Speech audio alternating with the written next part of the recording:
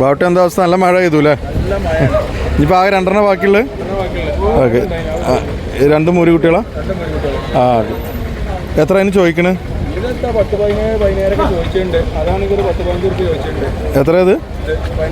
15. രണ്ടും ചോദ്യവിലയാണ്.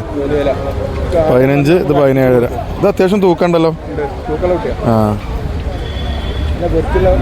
കുട്ടികൾ ഇപ്പോൾ ഒന്ന് മഴ ഉണ്ടാണ്. ആ, ക്ഷീണമുണ്ട്. അത് നല്ല നല്ല മഴ പെയ്ത്.